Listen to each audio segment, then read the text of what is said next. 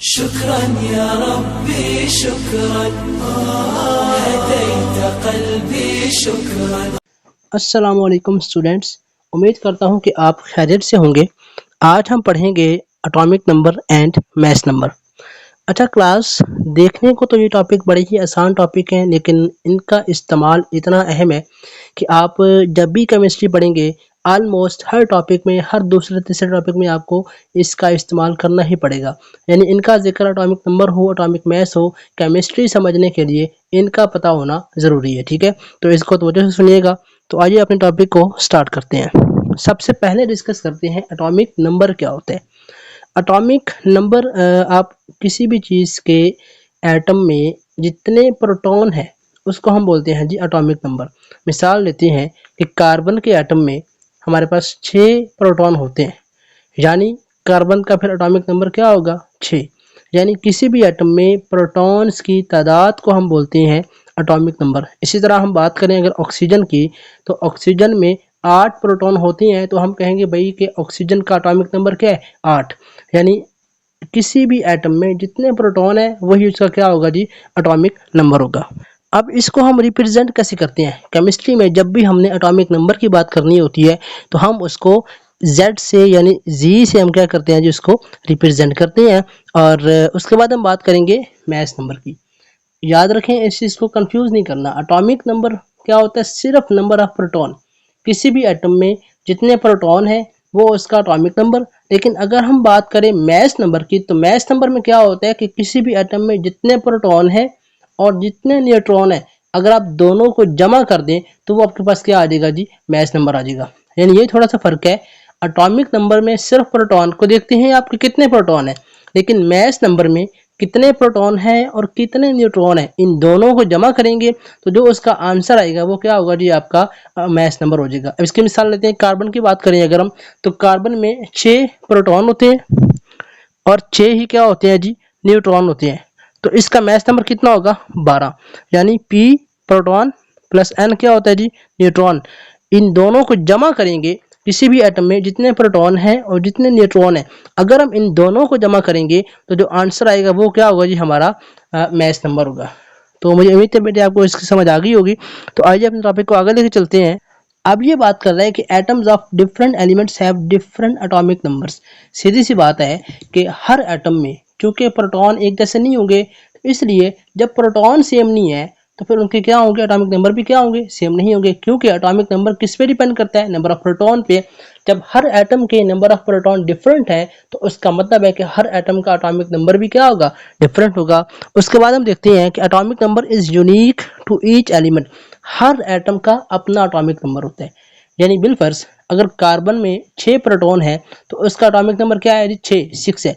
अब इस कार्बन का जो एटॉमिक नंबर है जो 6 है, वो किसी और एलिमेंट का एटॉमिक नंबर नहीं हो सकता। वो सिर्फ कार्बन की ही प्रॉपर्टी है कि कार्बन का एटॉमिक नंबर 6 है तो वो 6 सिर्फ कार्बन का ही है, किसी और एटम का एटॉमिक नंबर 6 नहीं होगा। तो इसको बोलते हैं जी यूनिक प्रॉपर्टी। उसके बाद देखते हैं how are atomic number and mass number represented. हम ये बात तो पहले कर ही चुके हैं कि एटॉमिक नंबर को हम Z से रिप्रेजेंट करते हैं।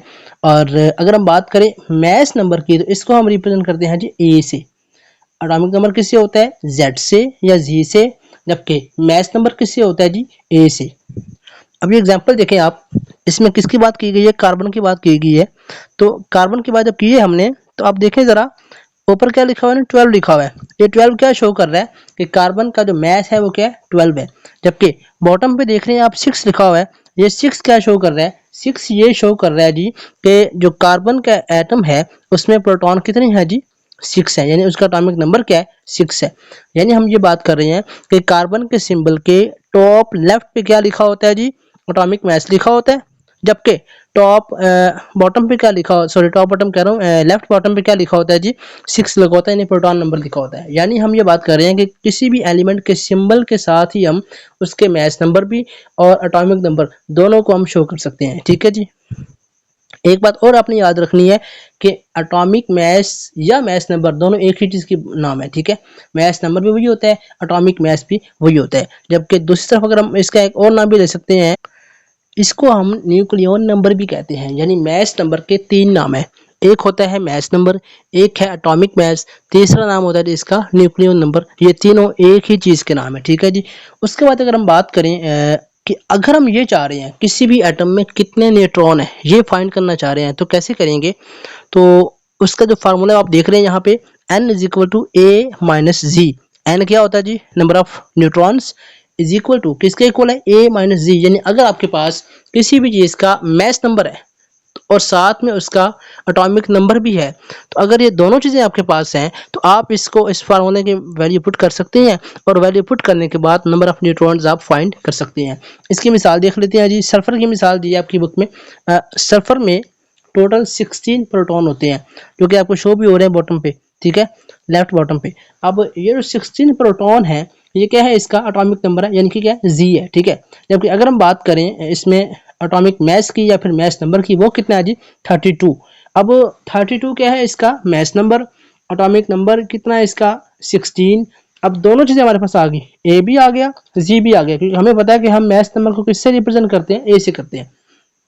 जब दोनों चीज़ें आ गई, अब आप इसको इस फार्मूले में पुट करेंगे इन वैल्यूज़ को, ये वाला जो फार्मूला पर लिखा था हमने।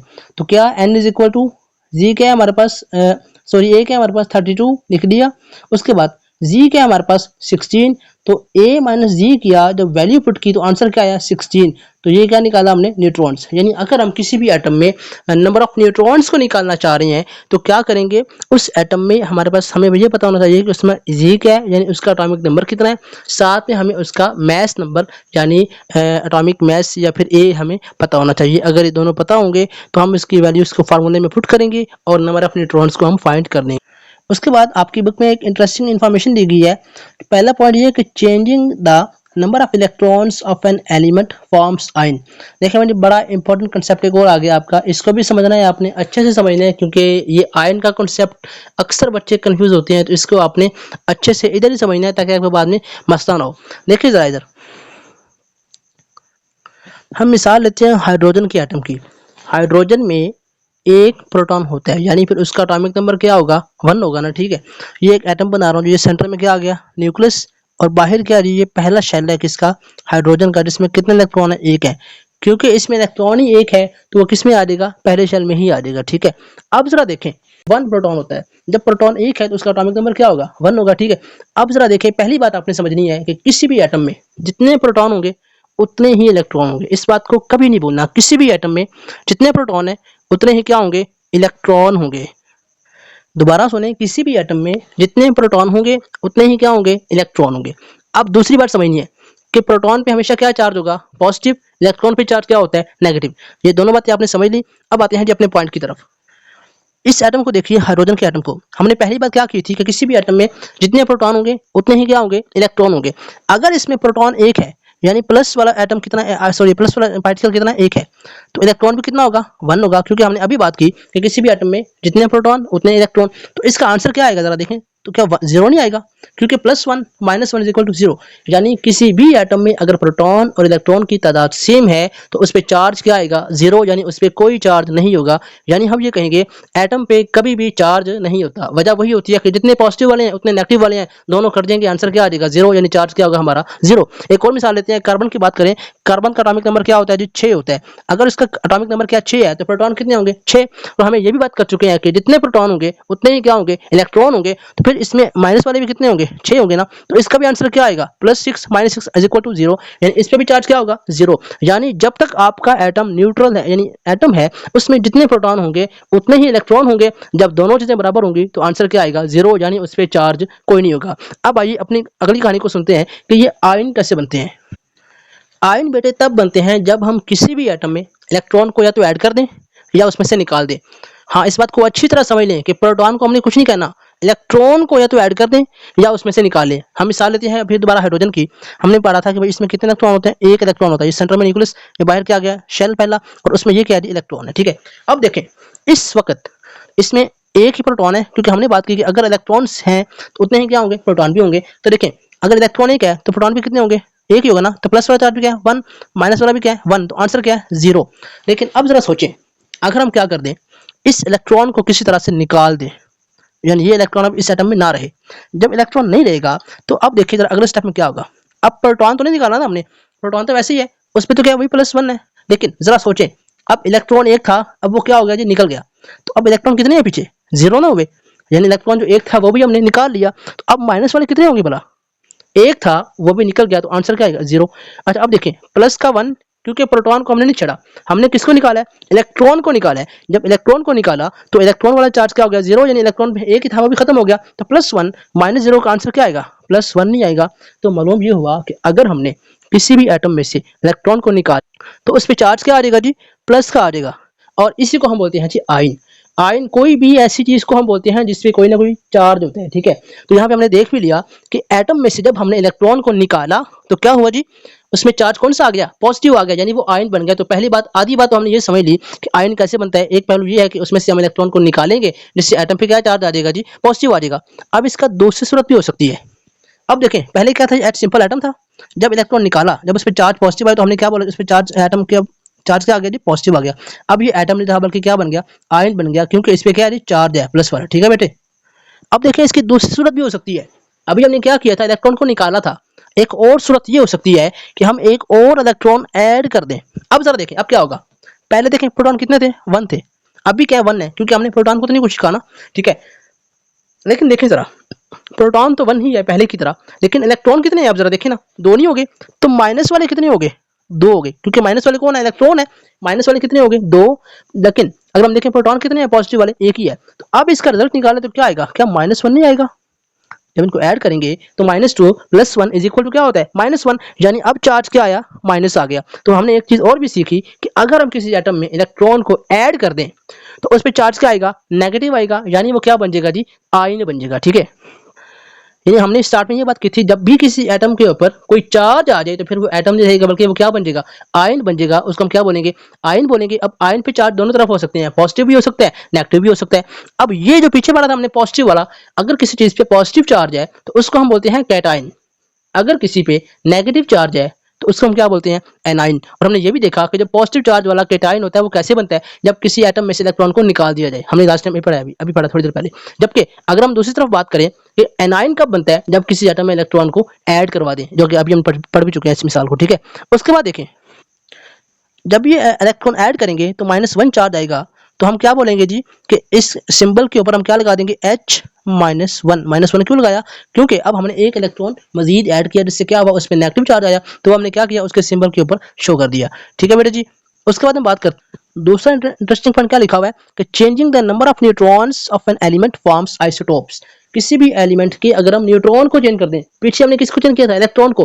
जब इलेक्ट्रॉन को चेंज करेंगे तो क्या बनेगा, आयन बनेगा। यानी इलेक्ट्रॉन को ऐड कर दें या निकाल दें, दोनों सूरतों में आयन बनेगा, पॉजिटिव या नेगेटिव चार्ज वाला, ठीक है। लेकिन अगर हम क्या करें, इलेक्ट्रॉन को तो कुछ ना कहें, लेकिन न्यूट्रॉन को चेंज कर दें तो हमारे पास क्या बन जाएगा जी, आइसोटोप बन जाएगा। इस टॉपिक को हम इंशाल्लाह अगले क्लास में तफसील से समझेंगे। अभी के लिए बस इसको इतना ही समझिए कि अगर हम किसी भी एटम में न्यूट्रॉन को चेंज करें तो क्या बन जाएगा, आइसोटोप। और ये आइसोटोप क्या होते हैं, ये इंशाल्लाह हमारे अगले लेक्चर में हमने बड़ी तफसील से पढ़ना है, ठीक है जी। उसके बाद बेटे एक मिसाल दी है आपकी बुक में, बेरियम एक एलिमेंट होता है जी। उसकी बात की है कि उसका आपके पास एटॉमिक मास क्या है, 137, जबकि एटॉमिक नंबर क्या है, 56। तो आप बताएं जी कि उसमें नंबर ऑफ न्यूट्रॉन कितने होंगे। तो फार्मूला वही लगाएंगे कि n is equal to A minus जी।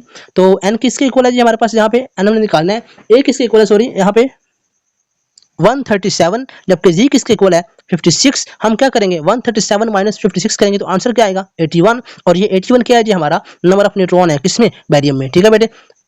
ये बेटे आपका हमारा टॉपिक है आज का, और ये आपका उर्दू मफहूम है। इस टॉपिक में से अगर आप कुछ समझना चाह रहे हैं उर्दू में तो आप इस पेज को देख के समझ सकते हैं। और उसके बाद ये कुछ क्वेश्चंस इंपॉर्टेंट हैं जो कि आपको इस टॉपिक से आ सकते हैं। आज के लिए इतना ही, इंशाल्लाह मिलते हैं अपनी अगली वीडियो में। तब तक के लिए अल्लाह हाफिज़, अस्सलाम वालेकुम। और आखिर पर रिक्वेस्ट करूँगा कि आप मेरे चैनल को सब्सक्राइब करें और इसको फॉलो भी करें।